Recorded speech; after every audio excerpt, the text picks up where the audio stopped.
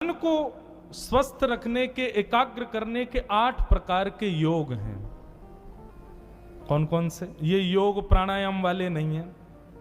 कौन से योग हैं? अष्टांग योग। यम, नियम, आसन, प्राणायाम, प्रत्याहार, ध्यान, धारणा और समाधि, ये अष्टांग योग। बंधुओं, थोड़ा ध्यान से सुनिएगा।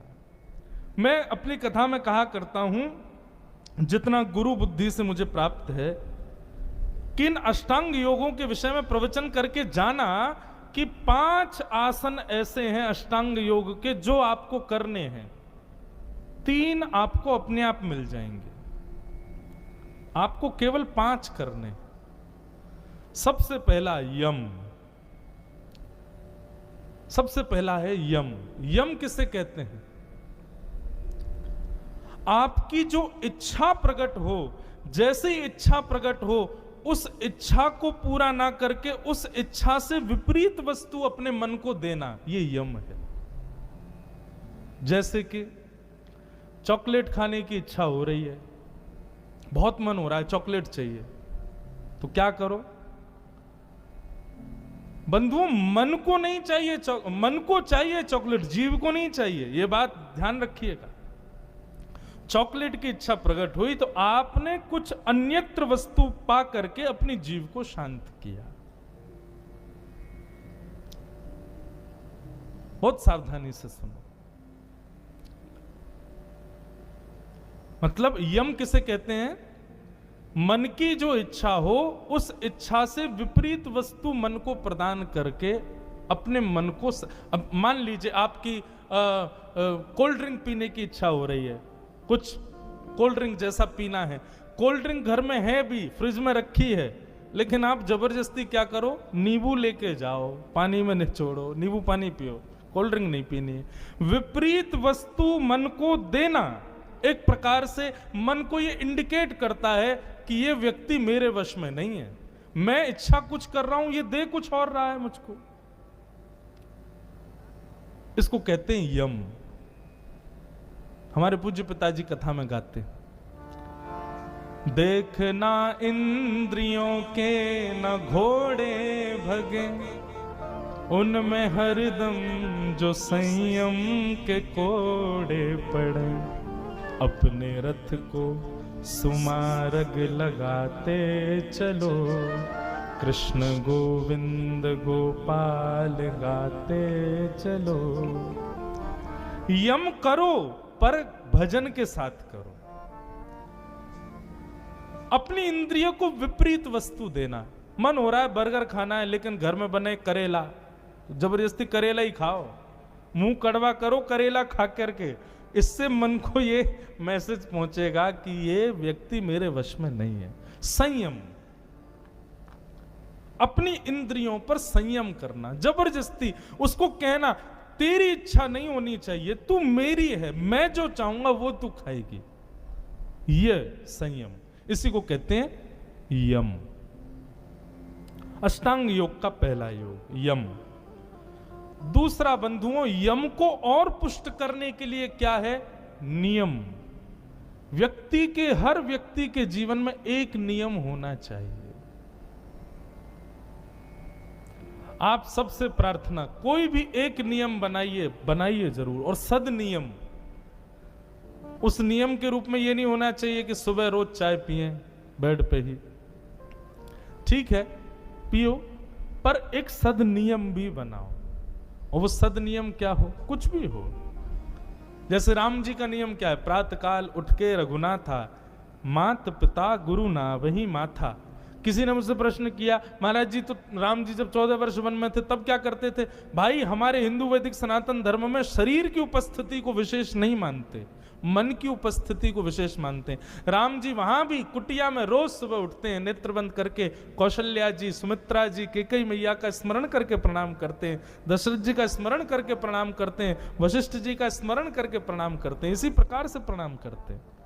ये उनका एक सद नियम है। ऐसे ही बंधुओं, सुंदर कोई ना कोई नियम बनाओ। कल से ही शुरू करो।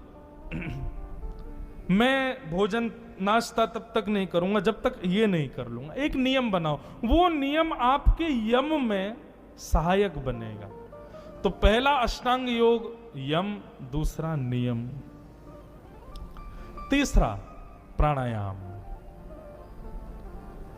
कुंभक, पूरक और रेचक, 3 विधाएं हैं।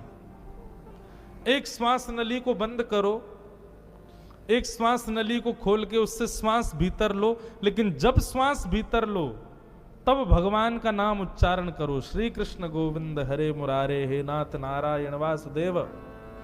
दोनों नासिका बंद करो। जितनी देर ब्रह्मरंध्र में वो वायु रहे उतनी देर फिर भगवान का नाम करो। श्री कृष्ण गोविंद हरे मुरारे, हे नाथ नारायण वासुदेव। फिर दूसरी नासिका छिद्र को छोड़ते हुए पुनश्च वही नाम गाओ। ये मन को एकाग्र करने का भी एक प्राणायाम है। अभी हम अनुलोम विलोम करते हैं, बस श्वास छोड़ने और लेने पर ही ध्यान केंद्र रहता है। पर अब ये बदलो, उस क्रिया के मध्य में भगवत नाम भी गाओ, भगवत नाम स्मरण भी करो।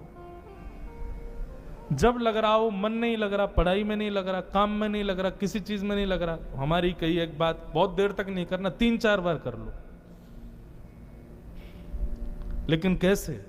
भगवत नाम स्मरण करते हुए 4-5 बार करने के बाद, और बस जितनी देर करो उतनी देर काम को भूलना, पढ़ाई को भूलना, उतनी देर बस ठाकुर जी में केंद्रित, उसके बाद आप करना होगा। मुझे जब भागवत के श्लोक याद नहीं होते तो मैं ऐसे ही करता था, हमारे गुरुजी ने बताया। तो यम, नियम, आसन, प्राणायाम चौथा हमने पहले सुन लिया। तीसरा है आसन। एक आसन पर बैठने का प्रयास करो, ज्यादा देर तक एक आसन पर। जैसे अभी सुख आसन है, सुख आसन, मेरुदंड सीधा हो, दोनों पैर पानी तलम आपके जुड़े हों, निश्चित है कि आपका मन बुद्धि कहीं भटकेगा नहीं। अब यहां तो इस आसन की बात नहीं की जाए तो ठीक है, यहां तो सोफासन में बैठे हैं सब लोग। सुखासन में या तो व्यास जी बैठे, या पंडित जी बैठे, या हमारे गंधर्वजन बैठे हैं। बाकी सब तो सोफासन में बैठे हैं।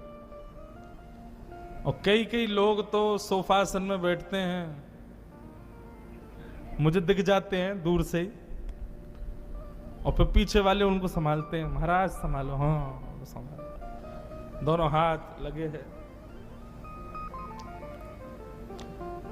कल सोफे हटवा मत देना आप लोग, रहो बैठो। लेकिन कहने का अभिप्राय, एक आसन में ज्यादा देर, ये तो बंधुओं आपको योगा टीचर भी बता देगा। जैसे आपको अगर ये पता करना है कि मेरा मन एकाग्र होता है कि नहीं, तो हमारी कई एक बात करना, आज शाम को नहीं, कल सुबह स्नान आदि के बाद खाली पेट हो ना, तब एक पैर पर खड़े होना, दूसरा पैर ऊपर उठाना। यदि आप बहुत इधर उधर गिरो तो समझना मन एकाग्र नहीं है। लेकिन आप खड़े हो जाओ, हमारा शरीर भी भारी है लेकिन फिर भी हम हो जाते हैं, क्योंकि कम से कम 4-5 घंटे के लिए सही मन एकाग्र रहता है। ये हमारी एक योगा टीचर थे, उन्होंने बताया था। यदि कोई एक पैर पर ना खड़ा हो पाए, ज्यादा डिसबैलेंस होता हो, तो निश्चित है कि उसकी बुद्धि विकृत रहती है, बहुत विचलित रहती है, बहुत ज्यादा सोचता है। स्थिर रहने वाला व्यक्ति खड़ा रहता है। आसन, यम, नियम, आसन, प्राणायाम, और 5वीं चीज क्या करनी है? प्रत्याहार, आहार की शुद्धि।